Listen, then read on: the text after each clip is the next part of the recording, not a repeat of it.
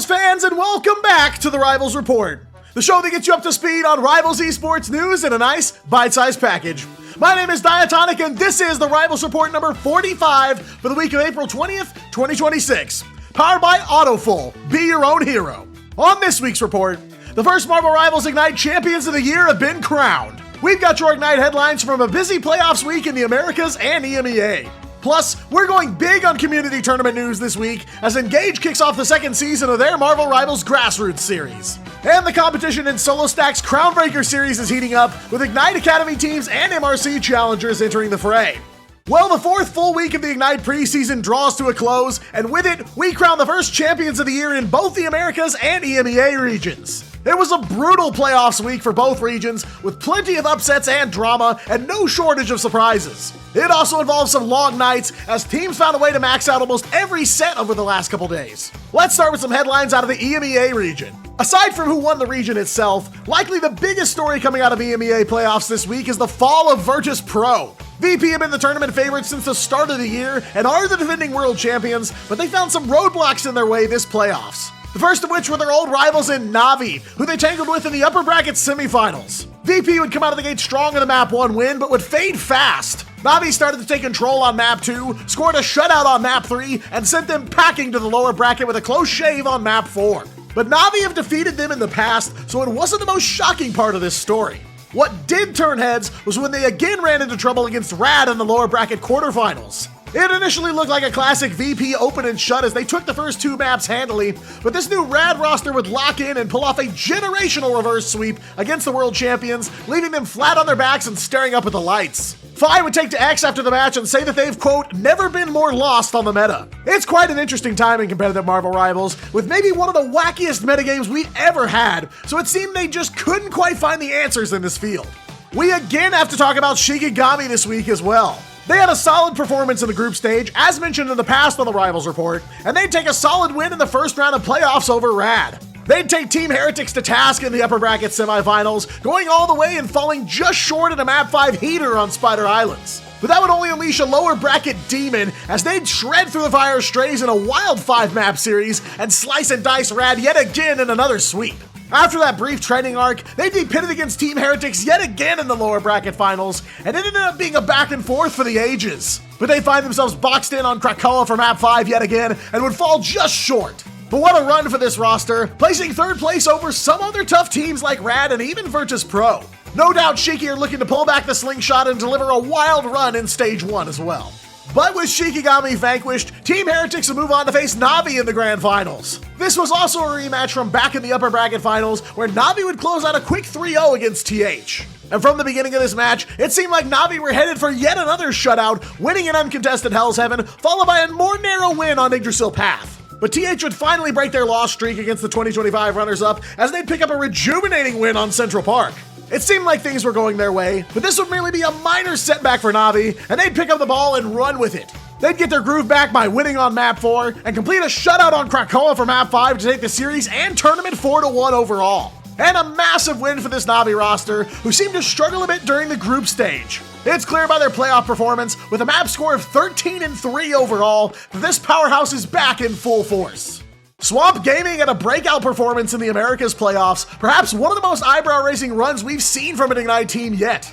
It wasn't necessarily the biggest shock when they'd take a series from Ludex in 3-0 fashion, but they'd have to prove themselves by winning a rematch against 100 Thieves up next. But Swamp had played these games before, and they'd keep their undefeated streak against the Thieves alive, going 3-0 against them as well. But all eyes were on the upper bracket finals, where we'd finally get the fated confrontation between the 2 group stage top seeds, Swamp and Team Liquid Citadel. TLC opened with a shutout on map 1, signaling that this was just another day at the office for them. But Swamp would bring the sauce, shutting them out on both Hala Dejalia and Spider Islands to head for match point. TLC would scramble and take a close win on Krakoa, but Swamp are ready to send the once-thought unbeatable super team down to lowers with a big win on Shin Shibuya. Yeah, We Lost would go on a generational run through the lower bracket, cementing them as one of the top teams in the Americas region.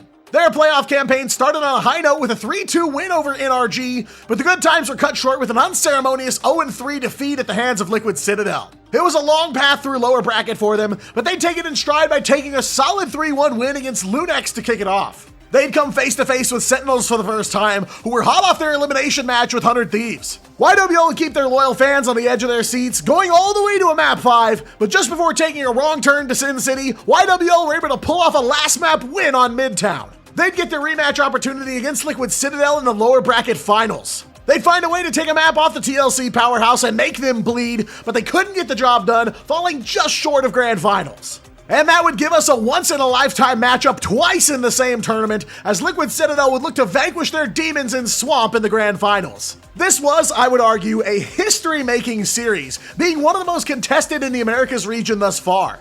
TLC would again take the opener, a dominant performance on Burn and T'Challa. But Swamp are ready to bite back, and they'd take map 2 to make it a ball game. And Liquid Citadel got angry here, taking 2 big map wins and scoring yet another shutout on Domination as they'd make it a 3-1 series favoring TLC. But Swamp took off the training weights, fighting back and winning Shin Shibuya and shutting out TLC on Spider Islands for map 6. With the series at a dead heat of 3-3, we'd head for Krakoa for one last round of Domination, TLC's specialty. Swamp would take a dominant point 1, but after a few quick hero swaps between submaps, TLC would turn everything around, taking points 2 and 3 and the preseason crown with a 4-3 series win.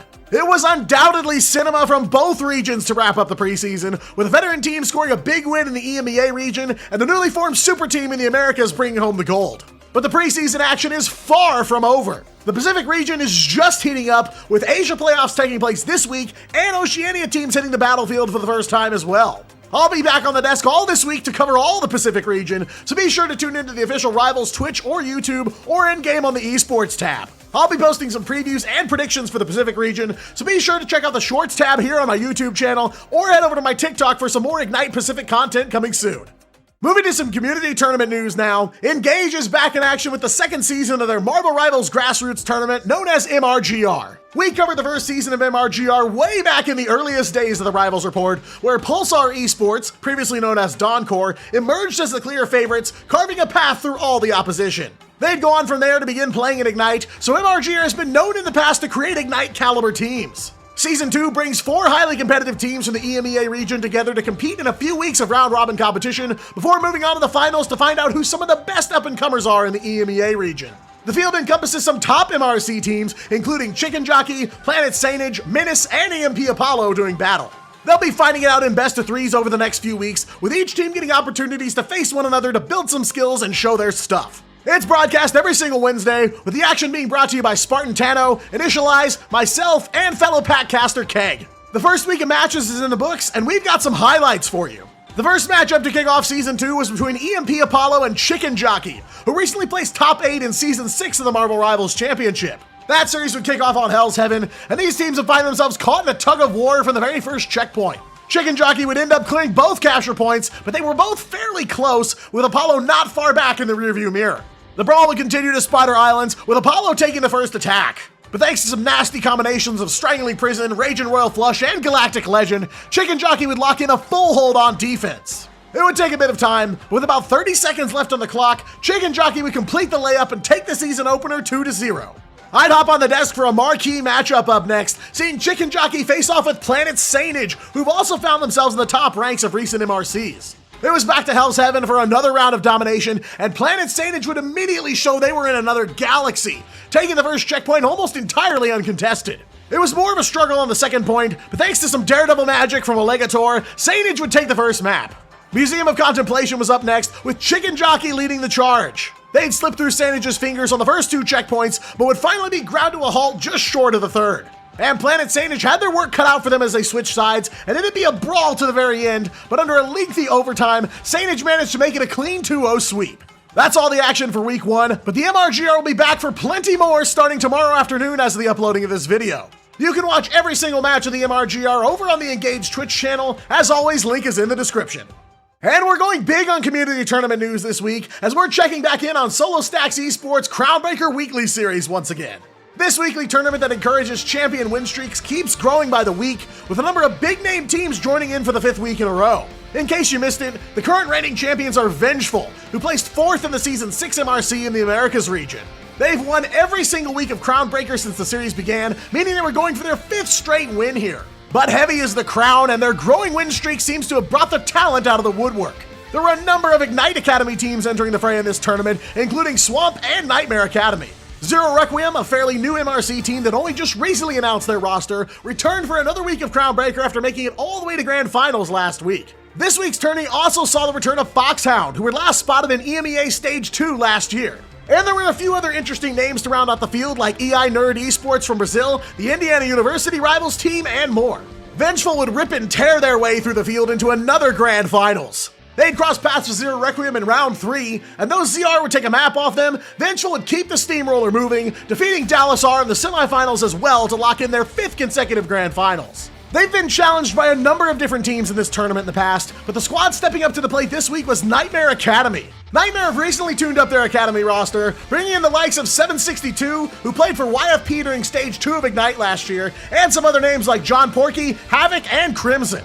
Their biggest challenge on the road to finals was in Foxhound, who they beat in a 2-1 semifinal to lock in the showdown against Vengeful. And that battle would kick off on Krakoa, where Vengeful would jump out ahead into an early lead. Checkpoint 2 would be a mad dash, and not only would we get to witness every moment of the action, but we'd actually get to listen into the team's comms throughout the match. Spuddy one. There's a Fox outside. It'd be a tough loss for Nightmare on Krakoa, but they were ready to try their luck on Museum of Contemplation for map 2. Vengeful were on the attack first, and it was a blitz all the way up to the 3rd checkpoint. But it wouldn't be so simple, and Nightmare would sink their claws in, grinding the card to a halt and stopping Vengeful just before that all-important 3rd checkpoint. The door to victory was standing wide open, and all Nightmare Academy had to do was walk through. And they'd certainly try, scoring a miracle checkpoint 2 to keep the ball rolling under overtime. With the finish line in sight, Vengeful would make the stop and complete their 5th Crownbreaker as champions. So yet again, another dominant performance from this Vengeful team. And just in time too, as the 7th season of the MRC is just starting to get underway. And if you're looking for somewhere to hone your skills ahead of the MRC, get your squad together and get in on the next Crownbreaker by joining the Solo Stacks Discord. You can also catch all the action live every Saturday on the Solo Stacks Twitch. Links to both are down in the description. Well, that's all for this week's Rivals Report. Be sure to subscribe to stay up to date on the latest in Marvel Rivals Esports. And you can get even more Rivals Esports content by following me on X and TikTok. And if your gaming chair is in need of an upgrade, my friends at Autofull have you covered. Autofull is a leading esports brand specializing in professional gaming equipment, including chairs, desks, and immersive setups. Committed to the spirit of striving to win while young, Autofull combines ergonomic design, advanced technology, and esports-grade performance. Having supported nearly 2,000 tournaments and hundreds of pro teams worldwide, Autofull continues to deliver high-quality gaming experiences under its philosophy, be your own hero. For more information about the flagship product M6 Ultra 2.0 with heating, cooling, and massage, visit Autofull.com. I've been Diatonic, you've been amazing, and I'll see you in-game.